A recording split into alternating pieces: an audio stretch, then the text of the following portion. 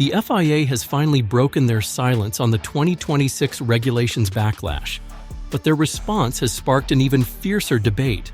Three critical questions are now dividing the entire Formula One community. How can the FIA simply brush off drivers' concerns about needing to erase everything from their racing knowledge? What's the real story behind these new cars potentially being 2.5 seconds per lap slower? And here's the mystery that changes everything.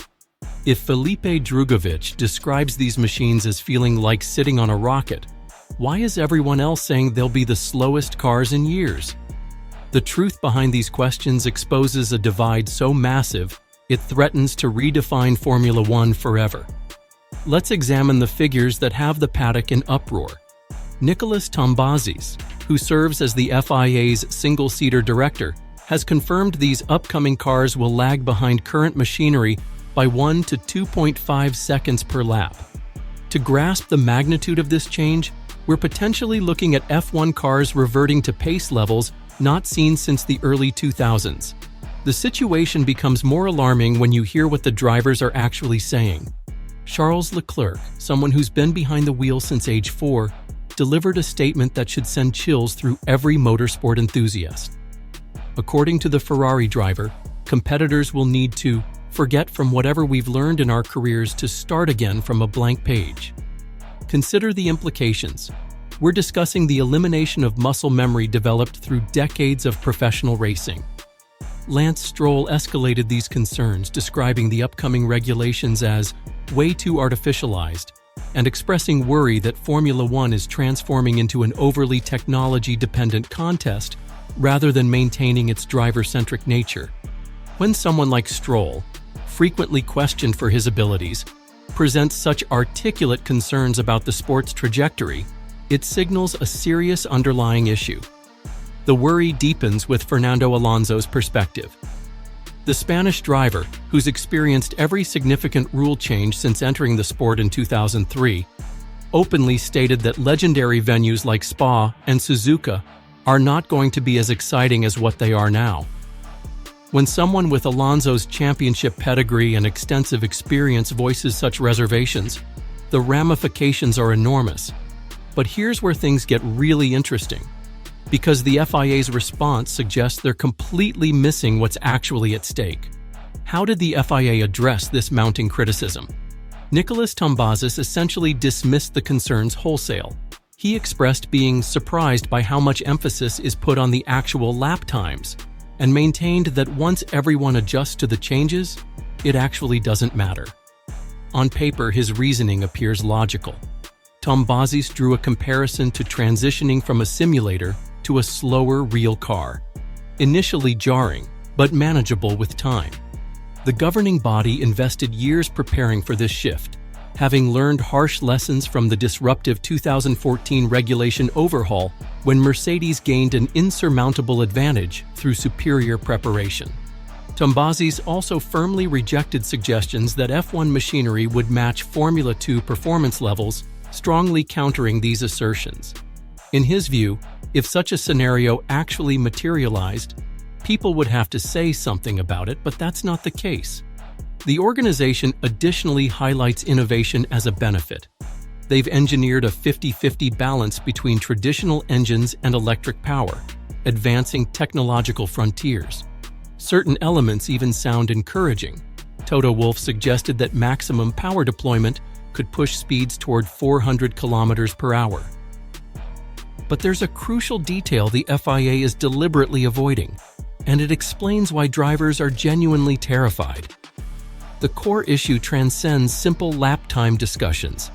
It concerns what these regulations mean for the sport's fundamental character.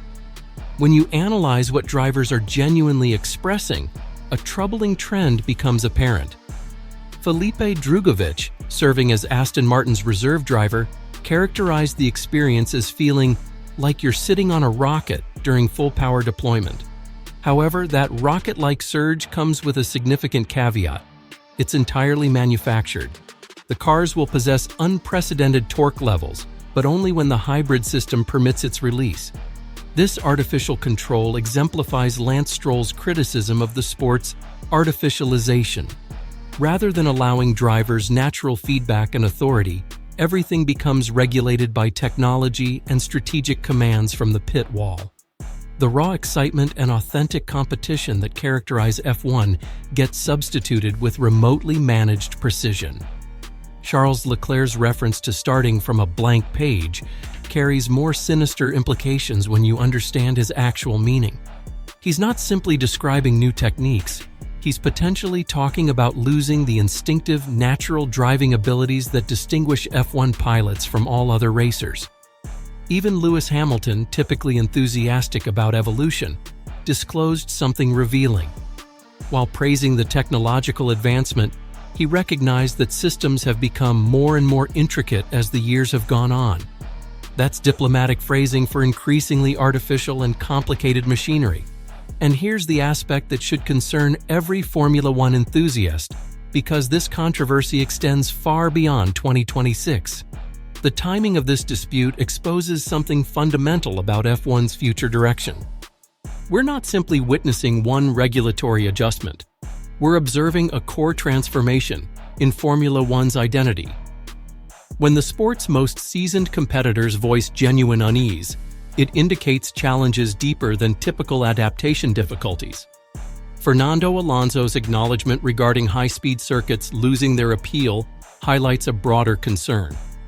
If iconic venues like Spa and Suzuka become less captivating, what happens to F1's fundamental attraction?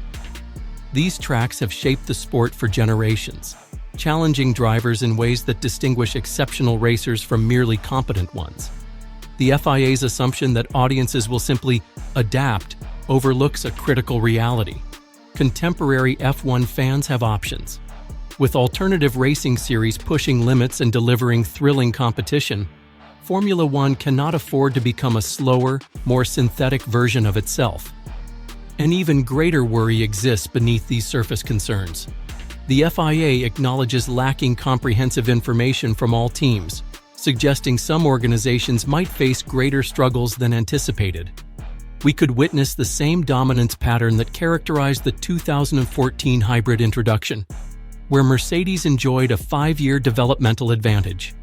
However, there's one element of this story that everyone's overlooking, and it transforms the entire situation. What makes this scenario truly unpredictable is our journey into unexplored territory with conflicting driver perspectives and incomplete information. While some competitors like Hamilton welcome the challenge, others, including Leclerc and Alonso, have voiced serious doubts. This split could generate unexpected competitive dynamics once 2026 arrives. The most compelling question remains whether the FIA's optimism is warranted. They're wagering that slower, more complex machinery will still produce exciting racing. But with restricted simulator data and acknowledged information gaps regarding team capabilities, are they making this gamble without complete knowledge? There's also the generational factor that nobody's addressing. Newer drivers entering Formula One might adapt more readily to these technological systems, potentially creating competitive advantages over experienced veterans who've built careers on natural car sensitivity and intuition. The ultimate test will emerge during 2026's opening races. Will fans accept reduced lap times if wheel-to-wheel action improves? Can drivers maintain spectacular competition levels with more technologically managed vehicles? And critically, will this push toward artificialization attract fresh audiences or alienate existing supporters? What we're witnessing could represent F1's most significant gamble in recent decades. The sport is staking its future on technology over pure velocity, complexity over simplicity, and management over instinct. Whether this strategy succeeds will shape Formula One for the coming generation. The 2026 countdown has commenced, and the consequences couldn't be more significant. What's your perspective? Are these worries legitimate, or will Formula One successfully reinvent itself once more? Share your thoughts in the comments, and if you want to stay informed about every development in this unfolding story, ensure you're subscribed with notifications activated.